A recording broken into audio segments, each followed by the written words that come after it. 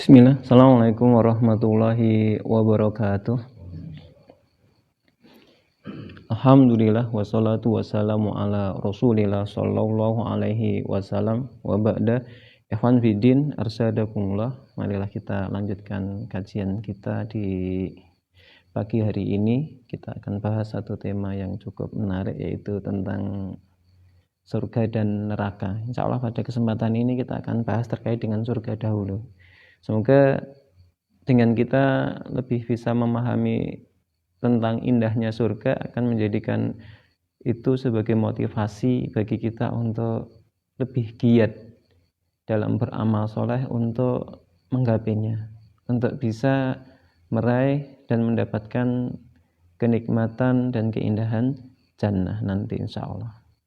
Allah Subhanahu wa ta'ala menjelaskan dalam salah satu ayat di dalam Al-Quran, dalam surat Al-Baqarah, ayatnya cukup panjang. Allah Subhanahu wa ta'ala menjelaskan, A'udzubillahi minasyaitonirrajim, wa basyiril ladzina amanu wa 'amilus sholihati anna lahum jannatin tajri min tahtihal anhar. Kullama ruziku minha min samarati rizqan qalu hadzal ladzi ruzikna min qablu wa utubihi mutasyabiha wa lahum fiha azwajum mutahharatu wa hum fiha khalidun. Ikhwan fiddin, dalam ayat ini Allah Subhanahu wa ta'ala menjelaskan tentang indahnya surga. Allah Subhanahu wa ta'ala memerintahkan kepada Rasulullah sallallahu alaihi wasallam untuk memberikan kabar gembira. Wa basyiril ladzina amanu, dan berikanlah kabar gembira kepada orang-orang yang beriman, wa amilus sholihat, dan orang-orang yang beramal soleh. Kabar gembira ini diberikan pertama kepada orang-orang yang beriman, di mana orang beriman itu membenarkan keimanannya dengan amal soleh. Apa kabar gembiranya? Kabar gembiranya yaitu anna lahum jannatin tajri min tahtihal anhar.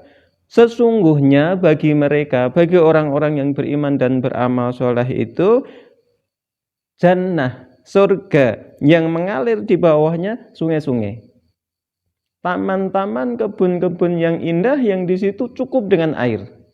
Mengalir di bawahnya sungai-sungai yang jernih. Jadi gambaran surga yang digambarkan oleh Allah Subhanahu wa ta'ala di dalam Al-Quran adalah sebuah taman yang sangat indah, yang di situ air tercukupi.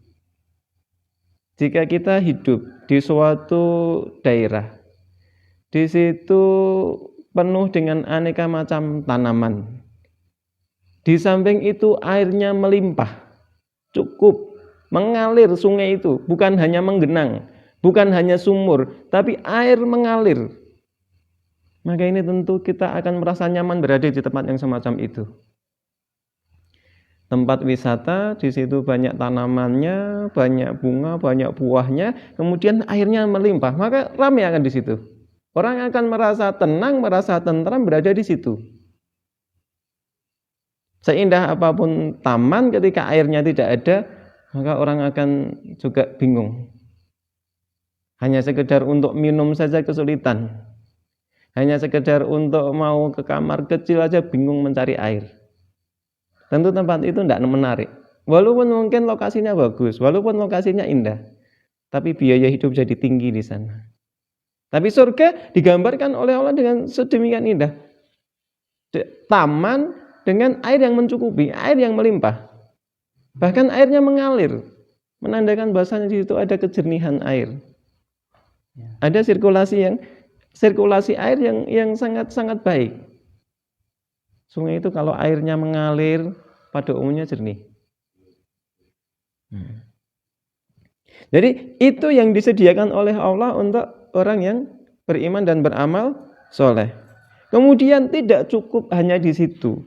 Di sana kemudian Allah juga menjelaskan kullama ruziku minha min samarati rizqan qalu hadzal ladzi ruzikna min qablu wa utubihi mutasyabiha. Bukan hanya tempat yang indah, tapi di sana juga disediakan ketersediaan bahan pangan yang mencukupi.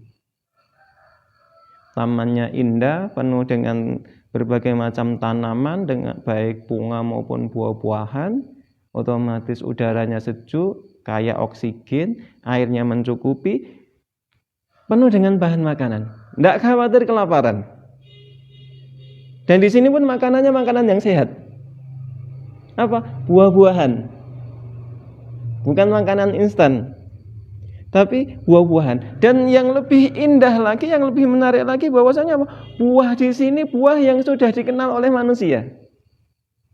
Ketika dia mendapatkan buah-buahan itu sebagai rezeki, maka mereka mengatakan ini loh yang dahulu pernah diberikan oleh Allah di dunia. Bukan sesuatu yang asing, bukan sesuatu yang orang mau memetik ataupun memakannya masih mikir dulu. Jangan-jangan ini beracun ya. Jangan-jangan ini tidak enak. Mereka tidak khawatir itu. Kenapa? Buah itu dikenal. Bentuknya sama. Rupanya mirip. Tapi rasanya yang spektakuler.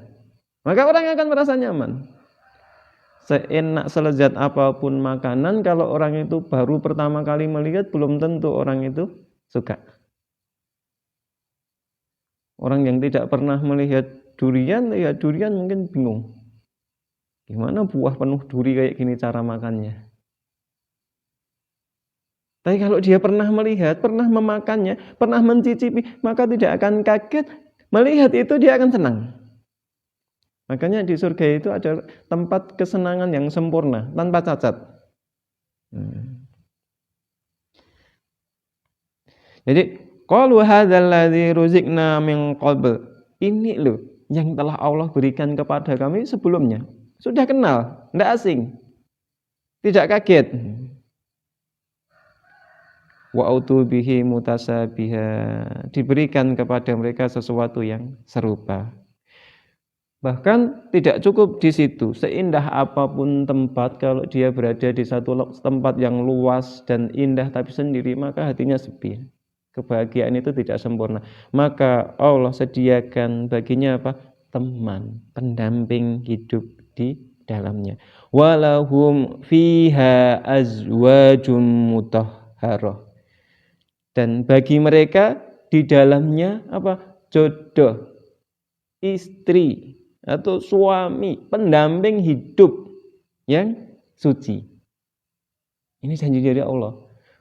Orang akan merasa kesepian, misalnya satu pulau dihuni sendiri, walaupun itu miliknya sendiri. Seindah apapun pulau itu, maka dia tidak akan bahagia ketika dia hanya seorang diri. Tidak ada teman, tidak ada siapa-siapa yang bisa diajak ngomong. Allah tahu psikologi manusia, Allah tahu suasana hati manusia. Maka di dalam surga yang paling kecil luasnya seluas langit dan bumi, tidak mungkin Allah memberikan atau menempatkan penghuninya sendirian. Allah sediakan pendamping hidup di dalamnya. Supaya apa? Bisa menikmati dan melengkapi kebahagiaan itu. Ada yang bisa diajak berbagi cerita, menikmati apa yang ada di dalamnya. Saya rasa seindah apapun istana, kalau dihuni oleh seorang diri, maka suasana itu menjadi seolah-olah penjara. Tapi jika ada temannya, maka sesuatu akan menjadi berbeda. Kemudian yang tidak kalah penting, wahum fiha khalidun, dan mereka di dalamnya kekal.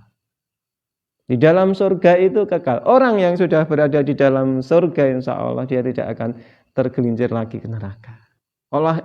Allah menyelamatkan mereka dari surga, insya Allah sudah berada di dalamnya. Ketika manusia sudah diselamatkan dari api neraka, masuk ke dalam surga, insya Allah dia sudah aman. Nah, di sini juga ada sesuatu hikmah. Ketika Allah menyebut jannah, kemudian Allah menyebut khalidun, kekal. Di sini kalau kita lihat dari atas sampai bawah, ciri-ciri kehidupan di surga. Ini alangkah indah ketika kemudian kita pelajari sedikit lebih terkait dengan masalah kesehatan.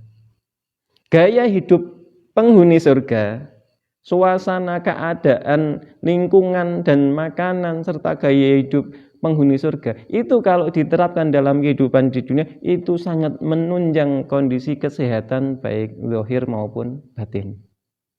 Otomatis apa? Orang itu akan lebih bisa menjaga kondisi tubuhnya lebih sehat, lebih fit. Pertama apa? Lingkungan yang baik.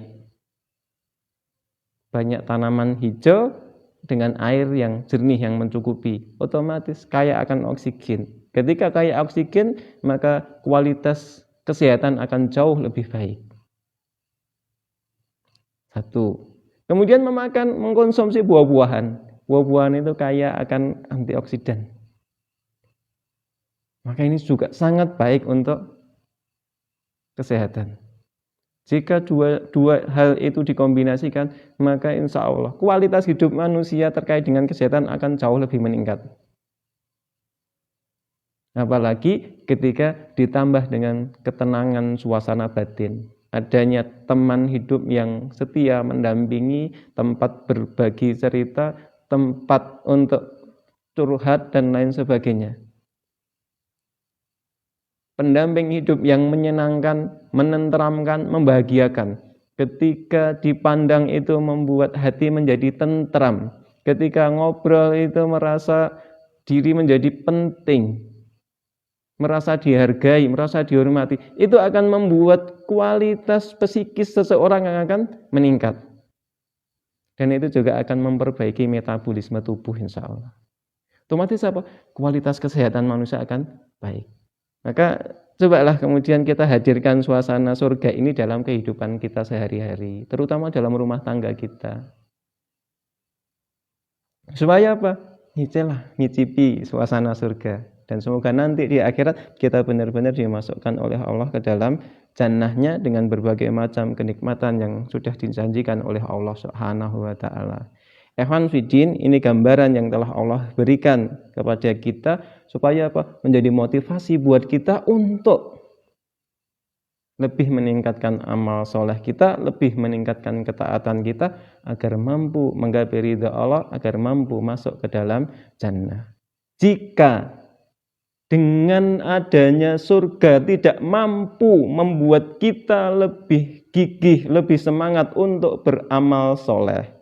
Jika dengan adanya gambaran neraka tidak membuat kita lebih waspada dan menjauhi perbuatan durhaka, maka dengan apa kita akan menjadi hamba yang baik di hadapan Allah?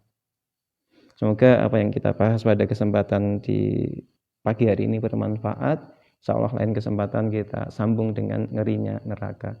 Allahu a'lam bishawab. Assalamualaikum warahmatullahi wabarakatuh.